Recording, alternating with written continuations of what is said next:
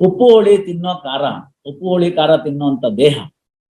ಹಾಗಾಗಿ ಎಷ್ಟೇ ನೀವು ಬಯಾಸ್ಗೆ ವಿರುದ್ಧ ಇರಬೇಕು ಅಂತಂದ್ರೂ ಕೂಡ ಅದಾಗೋದಿಲ್ಲ.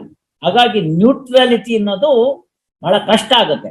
ಸುಪ್ರೀಂ ಕೋರ್ಟ್ನವ್ರು ಹೇಳ್ತಾರೆ ಸ್ವರಣ್ ಸಿಂಗ್ ಕೇಸ್ ನೋಡಿದಾಗ, ಅದಕ್ಕೆ neutrality is the highest quality one has to expect, but are we to achieve it ಅಂತ ಕೇಳ್ತಾರೆ. ಬಹಳ ಕಷ್ಟ ಆಗುತ್ತೆ ಅಂತ ಸುಪ್ರೀಂ ಕೋರ್ಟ್ನವ್ರು ಹೇಳ್ತಾರೆ.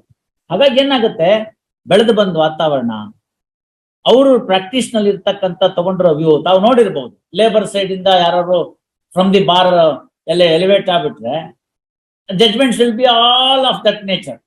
ಇವಾಗ ಟ್ಯಾಕ್ಸೇಷನ್ ಸೈಡ್ ಇಂದ ಯಾರು ಆಗ್ಬಿಟ್ರೆ ಪ್ರೋ ರೆವಿನ್ಯೂ. ಇದಾಗಬಾರ್ದಲ್ಲ, ನಾವು ಇದೀವಲ್ವಾ, ಹೇಳಿದೀವಲ್ಲ. ಅದಕ್ಕೆ ಸುಪ್ರೀಂ ಕೋರ್ಟ್ನವ್ರು ಬರೋದು pro tenant, pro revenue, pro landlord, ಈ ಪ್ರೋಗಳೆಲ್ಲ ತೆಗೆದು ಬಿಡ್ಬೇಕು ಅಂತ. ನೀವೇನೇ ಹೇಳಿದ್ರು ಕೂಡ, ನಮ್ಮಲ್ಲೊಬ್ರು ಇದ್ರು, I don't want to name, he still alive. He has not declared a single bank suit. Single bank suit. He used to dismiss every bank suit. Find out reasons. Defendant cross examination ಮಾಡ್ತಿಲ್ಲ, ಒಳ್ಳೆ lab ಇಟ್ಕೊಳ್ಳಕ್ ಆಗ್ತಿಲ್ಲ, ಇವರೇ court question ಕೇಳೋದು, ಅಲ್ಲಿ ಇಲ್ದೇ ಇರೋ point ನ ಹುಡ್ಕೋದು, ರಾತ್ರಿ ಎಲ್ಲಾ ಯೋಚನೆ ಮಾಡಿ ಬ್ಯಾಂಕ್ ಸೂಟ್ ವಜಾ ಮಾಡೋದು. Same judge also used to dismiss the landlord petition. ಆಮೇಲೆ ಯಾವುದೋ ಸಂದರ್ಭ ಅವರು ಜುಡಿಷಿಯರಿ ಬಿಟ್ಟು ಇನ್ನೆಲ್ಲಿಗೋ ಸೇರ್ಕೊಂಡ್ರು. ಆಮೇಲೆ ನನ್ಗೆ ಯಾವಾಗೋ ಒಂದು ಸಂದರ್ಭದಲ್ಲಿ ಸಿಕ್ಕಿದ್ರು ಅವರು. I was is lawyer. So ಒಂದ್ಸತಿ ನನಗೆ ತಡ್ಕೊಳಕ್ ಆಗ್ಲೇ ಇಲ್ಲ, ಕೇಳೇಬಿಟ್ಟು, ಯಾಕೆ ಸಾಹೇಬ್ರೆ ನೀವು ಹಿಂಗಿದ್ರಿ ಅಂತ. ಅದಕ್ಕೆ ಅವ್ರು ಹೇಳಿದ್ರು, ಅವ್ರಿಗೊಂದು HRC ಇಂದ ಮನೆ ಅಲಾಟ್ ಆಗಿತ್ತಂತೆ ಮಲ್ಲೇಶ್ವರದಲ್ಲಿ. ಹಾಗೆಲ್ಲ ರೆಂಟ್ ಕಂಟ್ರೋಲ್ ಅಲಾಟ್ ಮಾಡೋರಲ್ಲ, ಸೊ ಗೌರ್ಮೆಂಟ್ ಸರ್ವೆಂಟ್ ಕೊಡ್ಬೇಕು ಅಂತ. ಹಿಂದಿನ ದಿನ ನಾನು ನೋಡ್ಕೊಂಡ್ ಬಂದಿದ್ದೇವ್ರೆ, ಮನೆಯೆಲ್ಲ ಚೆನ್ನಾಗಿತ್ತು. ಅಲಾಟ್ಮೆಂಟ್ ಪ್ರೊಸೀಡಿಂಗ್ಸ್ ನಲ್ಲಿ ಆದಾಗ ಮಾರನೇ ದಿನ ಅವ್ರು ಹೋದ್ರು, ಹೈಕೋರ್ಟ್ ಹಾಕಿದ್ರು. ಹೈಕೋರ್ಟ್ ನಲ್ಲಿ ಕನ್ಸಿಡರ್ ಮಾಡಲಿಲ್ಲ, ವಜಾ ಆಗೋಯ್ತು ರಿಟ್ ಪಿಟಿಷನ್ನು. ಹಾಗಾಗಿ ನಾನು ಆಕ್ಯುಪೈ ಮಾಡೋಣ ಅಂತ ಹೋದ್ರೆ ಬುಚ್ಚಲ್ ಮನೆ ಬಾಗ್ಲು ಕೂಡ ಕಿತ್ತಾಕ್ಬಿಟ್ಟಿದ್ರು.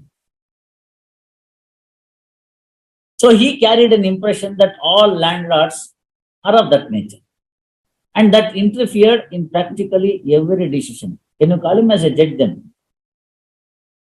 ಬ್ಯಾಂಕ್ ಸೂಟ್ ಕೇಳಿದೆ, ಹಾಗೆಲ್ಲ ಬಜಾಜ್ ಸೂಪರ್ ಅಂತ ಇವತ್ತು ಬುಕ್ ಮಾಡ್ರಿ 8 ವರ್ಷ ಬಿಟ್ಟು ಬರೋದು ಬಜಾಜ್ ಸ್ಕೂಟ್ರು, 9,600 ರೂಪಾಯಿ.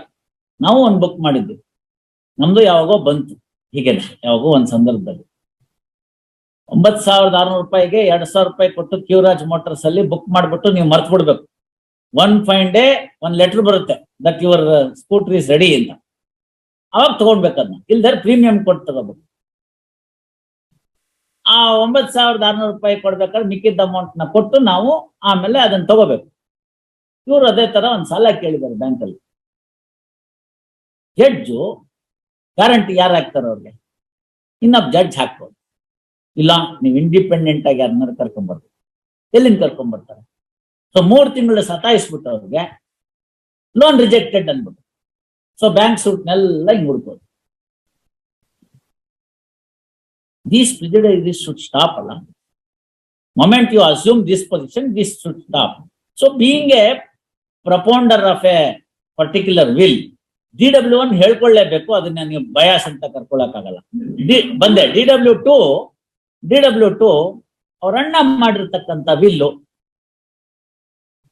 ಇವಾಗ ನೀವು ಕೃಷ್ಣರಾವ್ ಇನ್ಫ್ಲೂಯೆನ್ಸ್ಗೆ ಒಳಗೊಳ್ಕೊಂಡ್ಬಿಟ್ಟು ನಿಮ್ಮ ಅಣ್ಣ ವಿಲ್ ಬರ್ಕೊಟ್ರು ಅಂತಂದ್ರೆ ಯಾವನ್ ಒಪ್ತಾನೆ? ಅವ್ರಿಗೆ ಅವಾಗ ಈಗೋ ಟಚ್ ಆಗಿರುತ್ತೆ ಅಟೆಸ್ಟಿಂಗ್ ವಿಟ್ನೆಸ್. ಎಂತ ಪ್ರಶ್ನೆ ಕೇಳ್ತಾರೆ. therefore if you say that bias, then it will also be bias on the other side. Because in the examination he does not say use them very well. Sir, ತಾವೆಲ್ಲರನ್ನು ಕೂಡ ಬಹಳ ಅನುಭವಸ್ಥರು. ನಾನು ತಾವೆಲ್ಲ argument ಮಾಡ್ತಿದ್ದಾಗ ಚಿಕ್ಕ ಹುಡುಗನಾಗಿದ್ಕೊಂಡು ಹಿಂಗ್ ಮಾಡ್ಬೇಕಪ್ಪ ಅಂತ ರೋಲ್ ಮಾಡೆಲ್ಸ್ ಅಂತ ಅನ್ಕೊಂಡಿದ್ದಾನೆ. If I carry that bias and prejudice, where is my decision making? Yeah. Where is my decision making? Therefore ನೋಡಿ, ವೆಂಕಟರಾಘವನ್, ಕುಮಾರ ಧರ್ಮಸೇನ, ಇವರೆಲ್ಲರನ್ನು ಅಂಪೈರ್ಸ್ ಆಗ್ಬಿಟ್ಟು there was always an edge towards the bowler. ನಾನು ಅದಕ್ಕೆ ಹೇಳೋದೇನು ಅಂತಂದ್ರೆ, ಲಾಯರ್ಗಳು ಇದೆಲ್ಲ ಜವಾಬ್ದಾರಿ ತಗೋಬಾರ್ದು. ಅಟೆಸ್ಟಿಂಗ್ ಅಂತಲ್ಲ, we'll stand on trial. Anyway ಪಾಪ ಅವ್ರ ಸಂದರ್ಭದಲ್ಲಿ ಅವರು ಲಾಯರ್ ಇದ್ರೆ ಒಳ್ಳೇದು ಅಂತ ತಗೊಂಡ್ಬಿಟ್ಟಿದ್ದಾರೆ. And I tell you, lawyers are bad witnesses. Very intelligent people. ನಮ್ಮ ಯೂಟ್ಯೂಬ್ ಚಾನಲನ್ನು ಸಬ್ಸ್ಕ್ರೈಬ್ ಮಾಡಿ ಹಾಗೂ ಫೇಸ್ಬುಕ್ ಮತ್ತು ಇನ್ಸ್ಟಾಗ್ರಾಮನ್ನು ಫಾಲೋ ಮಾಡಿ.